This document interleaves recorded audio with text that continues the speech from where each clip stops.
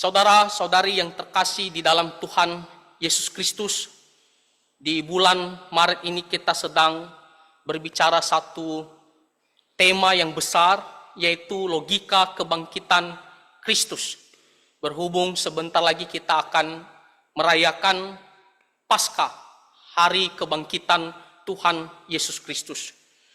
Minggu lalu kita sudah mendengarkan firman Tuhan, bagaimana salah satu bukti bahwa Tuhan Yesus benar-benar telah bangkit, yaitu melalui kesaksian Alkitab sendiri, di mana kita sudah mendengarkan orang-orang yang menyaksikan bagaimana Tuhan Yesus telah bangkit. Mereka ini juga yang memberikan kesaksian melalui firman Tuhan yang kita baca. Dan kita tidak akan bisa meragukan ataupun mempertanyakan kebenarannya. Nah, di sore hari ini kita mau melihat satu fakta lagi tentang bahwa Tuhan Yesus benar-benar telah bangkit, yaitu kubur Tuhan Yesus kosong. Kubur Tuhan Yesus kosong. Inilah fakta yang ada, di mana mayat Tuhan Yesus yang sudah dibaringkan di situ tidak ada lagi di situ atau tidak ditemukan. Lalu kita bertanya sekarang, mengapa kubur Yesus kosong? Kenapa mayat Tuhan Yesus sudah tidak ada di situ? Itulah yang mau kita dengarkan di sore hari ini. Nah, kita akan melihat bagaimana ada beberapa teori yang mencoba menjelaskan kenapa kubur Tuhan Yesus itu kosong atau mayat Tuhan Yesus tidak ada di situ. Dan kalau kita melihat nanti teori-teori ini, tujuannya sama, untuk mengatakan bahwa Tuhan Yesus itu tidak bangkit. Kita akan menilai apakah teori mereka ini masuk logika atau bisa diterima sesuai dengan kebenaran.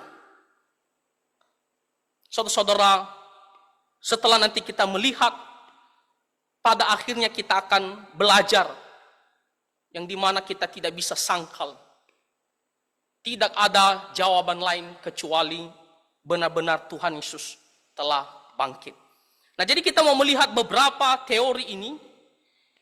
Ada 3 teori. Yang pertama, ada yang mengatakan Tuhan Yesus tidak benar-benar mati sesungguhnya.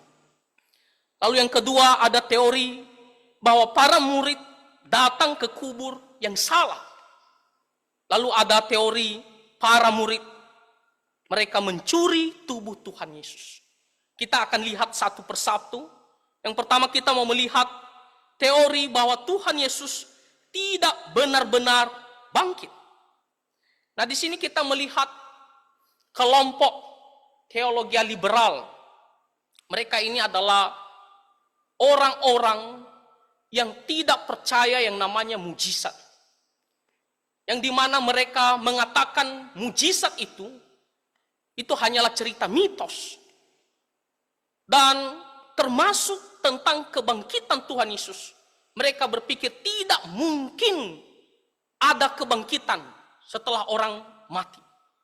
Makanya mereka membuat satu teori yang menurut mereka masuk logika atau bisa diterima apa yang mereka katakan. Nah, salah satu tokoh yang sangat terkenal, tokoh liberal ini, namanya Karl Heinrich Venturini. Ini pada abad ke-18 dan ke-19. Di sini dalam bukunya Sejarah Alamiah Sang Nabi Besar dari Nazaret, dia mengatakan bahwa Tuhan Yesus sesungguhnya selamat dari penyaliban dan dipulihkan secara rahasia oleh para pengikutnya. Maksudnya apa? Venturini mau mengatakan bahwa Tuhan Yesus sesungguhnya ketika dia disalibkan, dia tidak sampai mati. Dia hanya pingsan saja, sehingga waktu dikuburkan, jelas kondisinya dia hanya pingsan, bukan mati. Dan kalau dikatakan pingsan, itu berarti apa? Sebentar saja atau dalam waktu beberapa kemudian dia akan pulih, dia akan sadar sehingga Tuhan Yesus bisa keluar dari kuburan. Karena dia tidak benar-benar mati, dia bisa pulih kembali dan dia bisa keluar dari kuburan. Itulah kenapa kubur Tuhan Yesus kosong menurut orang ini. Nah, tetapi saudara-saudara, kita mau sanggah teori ini. Kita benar-benar mau menyatakan bahwa teori ini tidak bisa diterima. Kenapa? Yang pertama, kalau kita membaca firman Tuhan di Yohanes pasal 19 ayat 33 sampai 34, di situ diceritakan ketika para prajurit Romawi mau menurunkan mayat Tuhan Yesus di atas kayu salib karena sebentar lagi Sabat. Maka para prajurit Romawi ini mematahkan kaki-kaki orang yang disalibkan, termasuk yang sebelah kiri dan sebelah kanan yang disalibkan bersama dengan Tuhan Yesus. Tetapi ketika mereka sampai kepada Tuhan Yesus, mereka biasanya patahkan kaki supaya orang ini cepat mati. Tapi ketika mereka sampai kepada Tuhan Yesus, mereka benar-benar menilai bahwa Tuhan Yesus ini sudah mati, sehingga tidak perlu lagi dipatahkan kakinya. Nah, saudara-saudara, mereka ini adalah orang-orang yang berpengalaman atau yang ditugaskan untuk memastikan orang yang disalibkan itu mati. Itu berarti apa? Mereka tidak akan meleset ketika menilai Tuhan Yesus itu benar-benar sudah mati. Karena mereka sudah berpengalaman. Itulah tugas mereka. Jadi, mereka sudah pastikan mayat atau Tuhan Yesus itu sudah mati. Dan lebih memastikannya lagi, firman Tuhan mengatakan seorang prajurit menusuk lambung daripada Tuhan Yesus. Menusuk lambungnya. Untuk membuktikan lagi bahwa Tuhan Yesus ini bukan pingsan, tapi benar-benar mati. Dan ketika dia tusuk, kalau kita melihat apa yang keluar, firman Tuhan mengatakan, keluar darah dan air. Terpisah. Nah, kalau dalam ilmu medis, darah kita tahu darah ya kita, lalu air ini dari mana? Dikatakan bahwa air ini sebenarnya itu adalah cairan kantung yang membungkus jantung seseorang. Dan ketika sampai ke situ tusukannya dan keluar air tersebut, secara ilmu medis ini tidak bisa lagi dikatakan orang itu hanya pingsan. Pasti mati punya. Kalau hanya darah, mungkin kita masih pikir ada kemungkinan pingsan. Tetapi kalau sudah sampai keluar cairan ini, yaitu air di sini, yaitu cairan dari kantung pembungkus jantung, itu tidak bisa lagi disangkal bahwa orang itu pasti mati.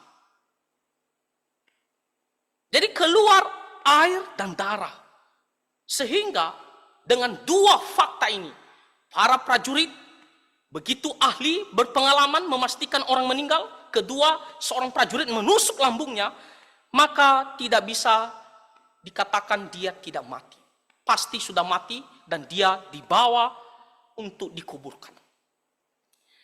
Lalu, kalau kita melihat selanjutnya, ketika Tuhan Yesus dikuburkan, kita membaca ceritanya di Yohanes pasal 19 ayat 39, firman Tuhan mengatakan, Nikodemus juga datang dan dia membawa 50 kati campuran mur dan gaharu. Ini adalah rempah-rempah yang biasanya diberikan untuk membalsem mayat, ya. Dan dikatakan 50 kati banyaknya, sekitar berapa kilo? Diperkirakan sekitar 30 sampai 35 kilo berat. Dan rempah-rempah ini kita tahu tujuannya apa? Supaya tubuh itu tidak cepat bau atau cepat membusuk, ya, supaya agak lebih awet. Dan selain itu, mayat Tuhan Yesus itu dililitkan dengan kain kafan atau kain kafan dan kain pelu. Dan lalu diberikan rempah-rempah itu atau dibalsem seberat 30 sampai 35 kilo. Sehingga kalau seandainya sudah dirempah-rempahin ini atau dibalsem, maka kain itu akan menjadi kaku atau keras, sulit untuk dibuka. Dan ditambah lagi beratnya itu rempah-rempah, maka diyakini kalaupun Tuhan Yesus masih hidup, dengan rempah-rempah yang diberikan ini seberat itu dan sudah dililitkan dengan kain kafan dan juga kain peluh, maka pastilah itu akan membuat dia mati. Dia tidak akan bisa bertahan lama. Dia pasti akan meninggal. Nah, kalaupun seandainya kita mengatakan, oh, masih ada peluang Tuhan Yesus itu tidak mati. Saudara-saudara, kita melihat kondisi Tuhan Yesus. Tuhan Yesus sudah dicambuk berapa kali. Sudah berdarah-darah. Sudah ditusuk, ditikam dengan tombak lambungnya. Dibalut lagi dengan 30-35 kilo rempah-rempah. Lalu apalagi dililitkan lagi kain kafan dan kain peluh. Kira-kira secara logika, kondisi orang yang seperti demikian, apakah dia punya kekuatan untuk bisa membuka kain kafannya, kain peluhnya? Apakah dia punya kekuatan untuk bisa membuka batu kuburan yang menutup kuburan tersebut? Apakah dia masih punya kekuatan untuk berjalan jauh, melarikan diri? Sangat tidak masuk logika, tidak masuk akal.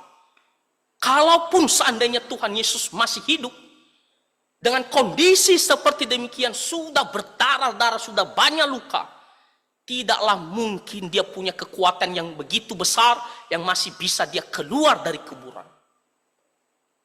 Nah, jadi, untuk teori ini yang mengatakan bahwa Tuhan Yesus dia tidak mati, dia hanya pingsan, lalu dia keluar, makanya kuburannya kosong, itu tidak bisa diterima.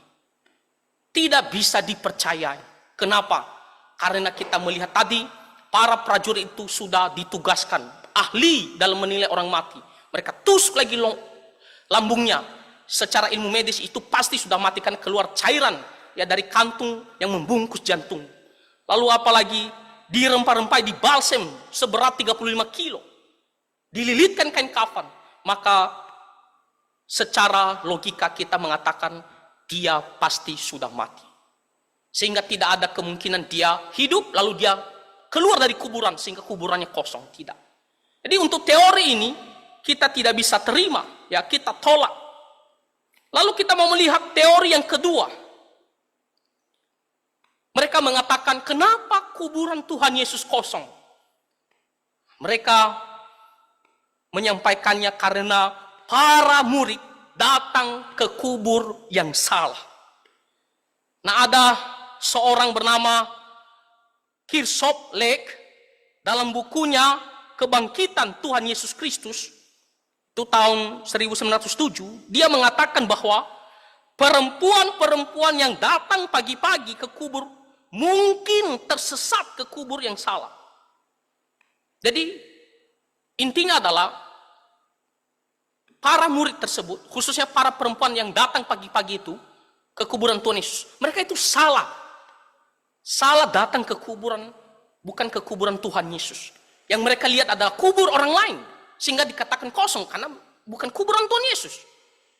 Dan dikatakan di sini pemuda yang mereka temui hanyalah penjaga kebun yang berkata ia tidak di sini, bukan karena dia bangkit, tapi karena memang salah kuburan.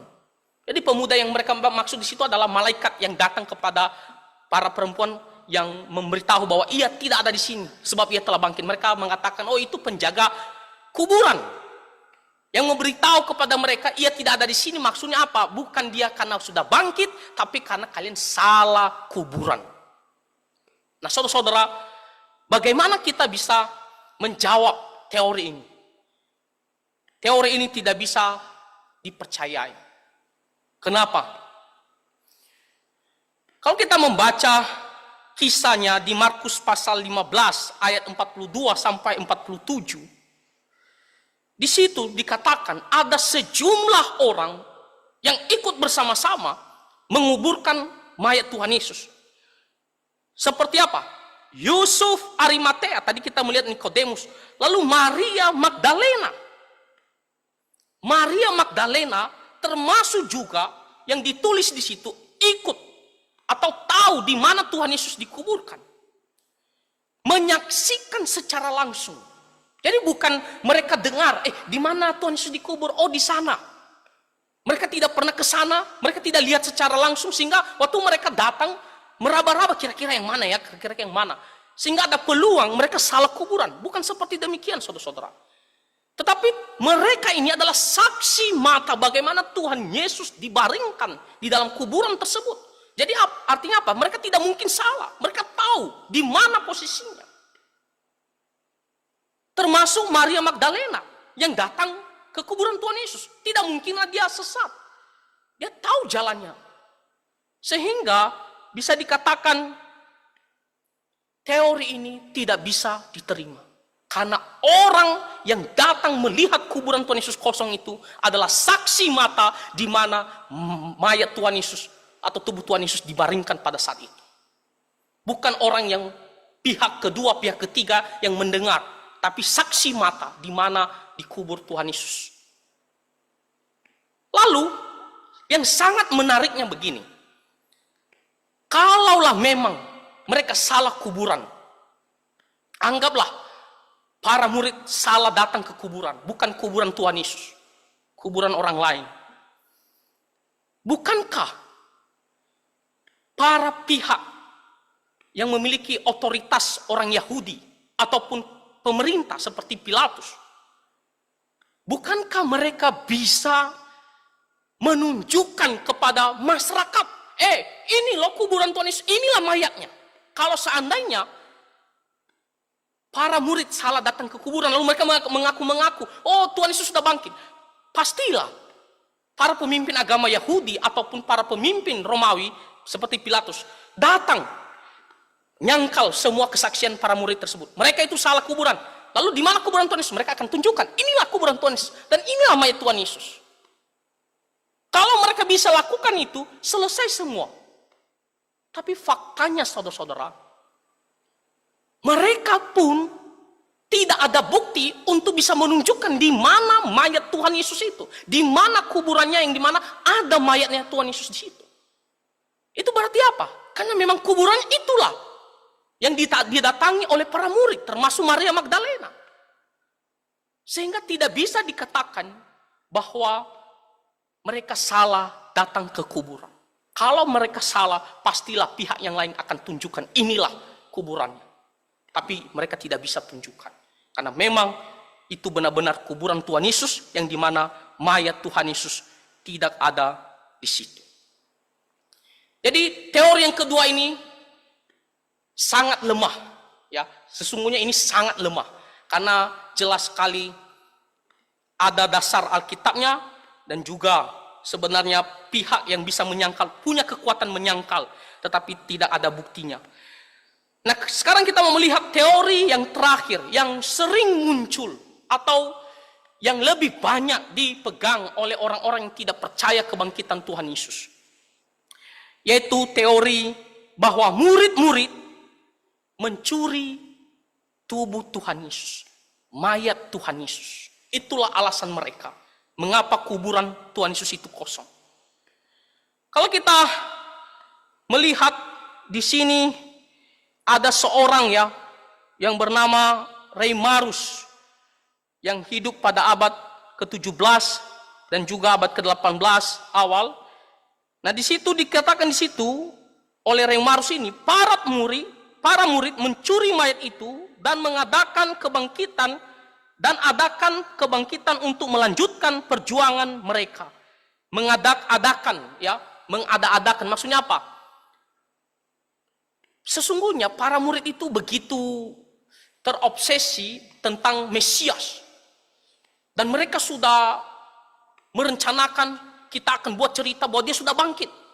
Ya bagaimana dengan mayat Tuhan Yesus? Nah, dia mengatakan untuk bisa melanjutkan cerita keinginan mereka bahwa Mesias itu telah bangkit, mereka curi mayat Tuhan Yesus Kristus.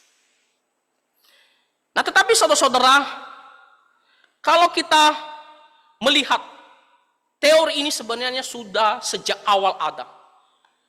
Kalau kita membaca Matius pasal 28 ayat 13, ketika para penjaga kuburan itu datang memberikan kesaksian bahwa terjadi gempa bumi yang luar biasa dahsyatnya, dan sehingga kita melihat kuburan itu terbuka penutupnya, para penjaga itu melarikan diri. Lalu kita melihat para imam menyuap para penjaga kubur itu untuk mengatakan bahwa murid-murid datang mencuri mayat Tuhan Yesus pada malam hari. Jadi teori ini berasal dari awalnya oleh para imam yang menyuap, ya, menyogok supaya mereka memberikan saksi dusta, ya, kesaksian palsu. Nah, saudara-saudara, kalau kita mau benar-benar berargumentasi kepada teori ini, adakah peluang atau bisa tidak para murid itu mencuri mayat Tuhan Yesus? Itu yang kita mau pertanyakan. Mereka punya kemampuan tidak? Nah, kalau kita melihat ketika Tuhan Yesus dikuburkan, para pemimpin agama Yahudi datang untuk meminta otoritas Romawi supaya kuburan Tuhan Yesus itu dimeterai. Nah, kalau sudah dimeterai, itu tandanya apa? Tidak boleh seorang pun yang berani membuka atau merusak meterai tersebut. Itu berarti apa? Itu adalah sesuatu yang sangat penting bagi pemerintahan Romawi. Tidak boleh dilanggar. Kalau seandainya sampai ada yang berani merusak meterai tersebut, sudah dimeterai, tak boleh dibuka, tapi ada yang membuka, saudara, hukumannya bisa berat sekali. Dan bisa juga hukuman mati, karena dianggap melawan pemerintahan. Jadi kira-kira para murid, apakah mereka punya keberanian setinggi itu, sehebat itu, untuk membuka meterai kuburan Tuhan Yesus demi sesuatu yang tidak ada gunanya, hanya untuk mau berbohong, Tuhan Yesus sudah bangkit, tapi mereka mau rela mati sesuatu yang tidak baik, tidak benar? Jawabannya tidak akan mungkin mereka punya keberanian seperti demikian. Kita masih ingat ketika Tuhan Yesus ditangkap saja di Taman Getsemani, para murid semua melarikan diri. Sekarang mereka berani mau melawan pemerintah? Tidak mungkin. Jadi peluang itu tidak akan ada. Lalu kalau kita melihat juga, kuburan Tuhan Yesus itu dijaga oleh para prajurit Romawi. Karena orang-orang pemimpin Yahudi, mereka mengatakan kepada Pilatus, kirim pasukan untuk menjaga kuburan tersebut. Dan Pilatus mengizinkan, akhirnya apa? Ada penjaga atau prajurit yang mengamankan kuburan Tuhan Yesus. Nah, saudara-saudara, kalau kita melihat pada zaman itu yang berkuasa adalah prajurit kerajaan Romawi. Dan bangsa Romawi atau prajurit Romawi, mereka punya suatu kehebatan dalam militer. Orang-orang yang menjadi prajurit adalah orang-orang yang sangat luar biasa. Militernya begitu hebat. Dalam hal bertugas, mereka tidak main-main.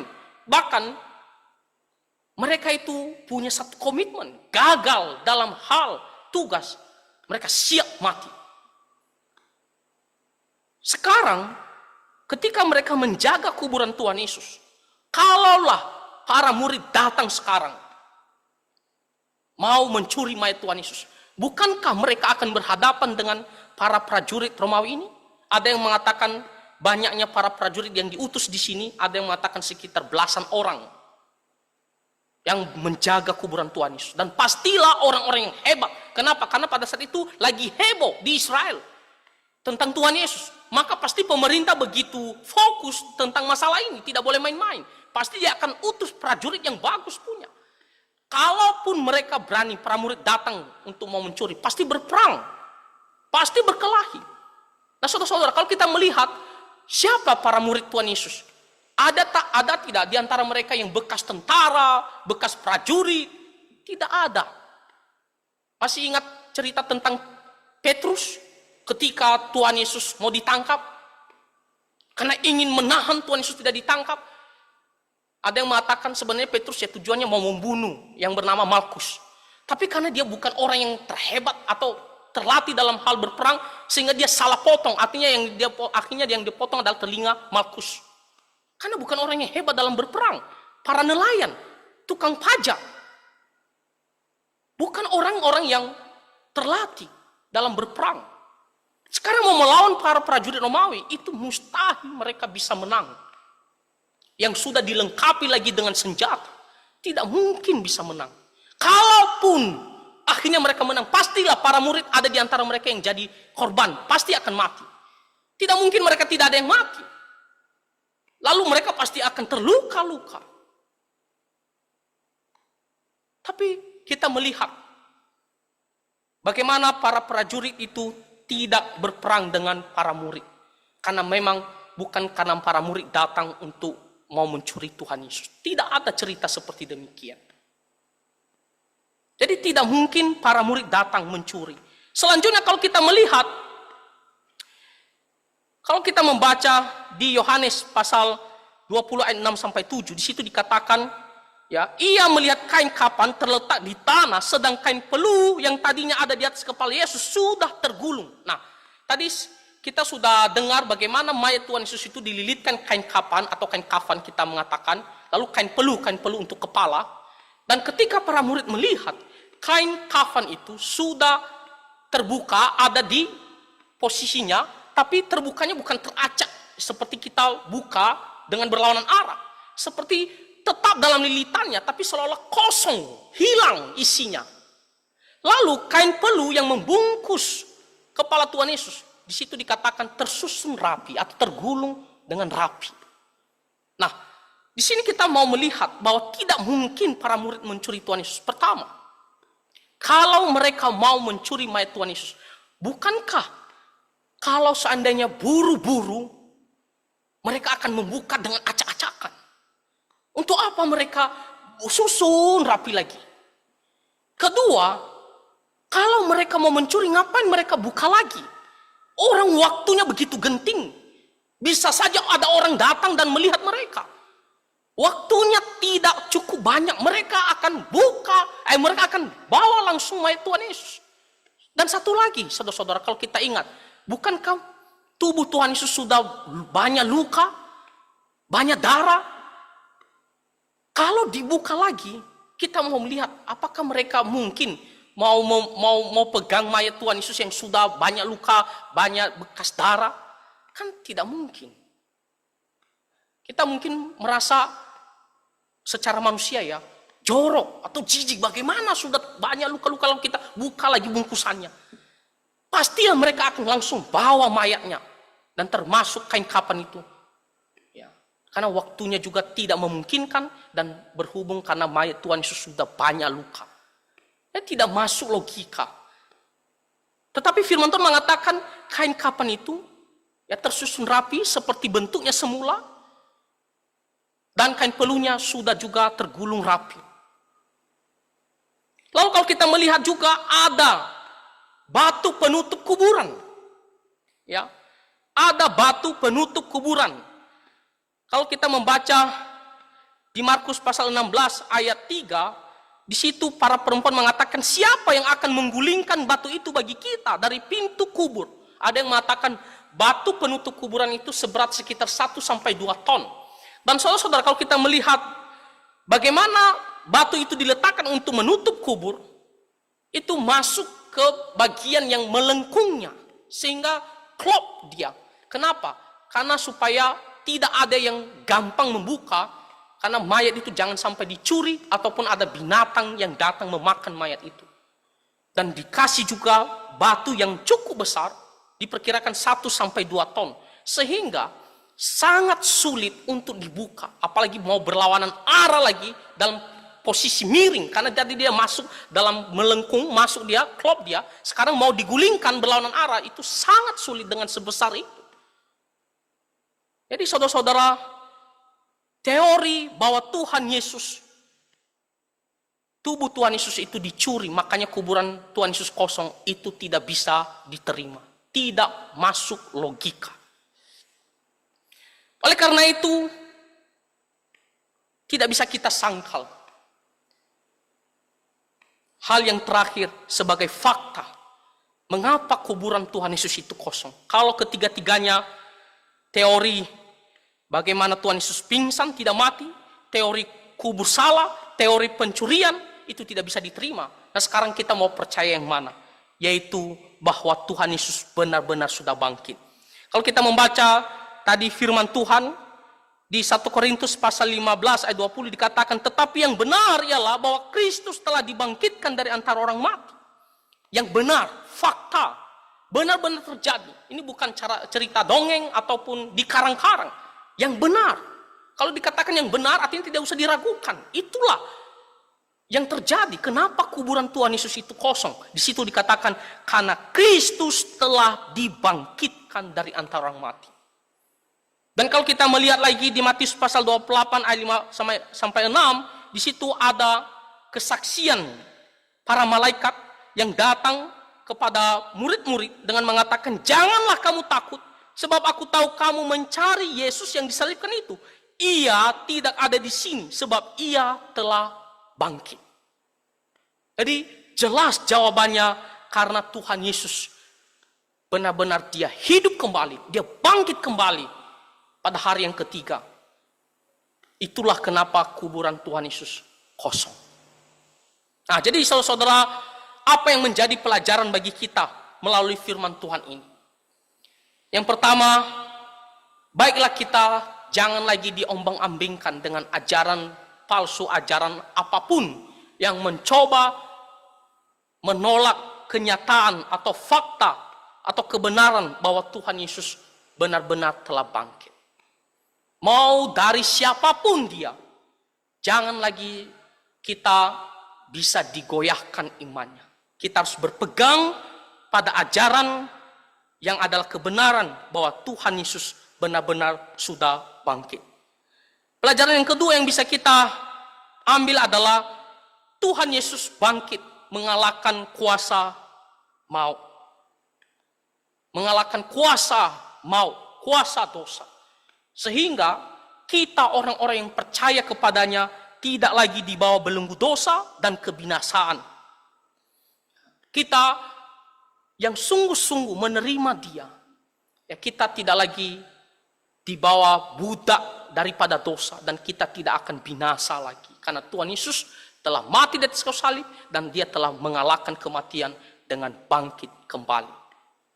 Dan yang sangat penting yang kita harus pelajari di sini, yaitu karena kita adalah orang-orang yang telah menang atas maut, maka biarlah kita itu dalam hidup sehari-hari, ya, kita jangan lagi hidup untuk kepuasan hawa nafsu kita. Karena kita bukan orang-orang yang tidak punya pengharapan. Kita bukan orang-orang yang akan binasa. Kita orang-orang yang telah menang atas maut. Maka kita jangan lagi hidup di dalam dosa. Kita harus hidup di dalam kekudusan. Dan kita harus beribadah kepada Tuhan, melayani Tuhan, dan kita harus taat firman-Nya ya seumur hidup kita. Walaupun kita tidak bisa sempurna, tapi kita akan hidup sungguh-sungguh untuk Tuhan karena Dia telah mati dan bangkit untuk kita. Nah, jadi kiranya firman Tuhan ini kita sungguh-sungguh bisa mengerti, dan nanti untuk pertemuan selanjutnya kita akan melihat bagaimana perubahan para murid yang dimana mereka menjadi berani. Lalu kita melihat juga nantinya bagaimana Yakobus dan juga Paulus bisa berubah. Lalu kita melihat nantinya juga bahwa ada nubuat di perjanjian lama bahwa memang Tuhan Yesus atau Mesias itu akan bangkit. Nah, jadi kita berharap firman Tuhan ini nantinya akan menjadi suatu kesempurnaan ya di dalam iman kita, yang dimana kita tidak lagi goyah untuk selalu berpegang Tuhan Yesus telah bangkit dari antara kematian. Tuhan Yesus menolong kita semua. Mari kita bersatu di dalam doa. Bapa Sorgawi, kami sungguh bersyukur untuk firman-Mu yang menguatkan iman kami, bahwa Engkau telah mati di atas kayu salib dan telah bangkit kembali dari antara kematian, sehingga kami yang percaya kepada Engkau terbebas dari belenggu dosa dan juga kami bisa menang atas kematian. Tuhan, tolonglah kami agar kami tetap berpegang teguh pada kebenaran-Mu ini. Dan dalam kehidupan kami sehari-hari, kami mau sungguh-sungguh hidup untuk Tuhan Yesus Kristus. Ampunilah segala kesalahan kami ya Tuhan. Di dalam nama Tuhan Yesus Kristus kami berdoa. Amin.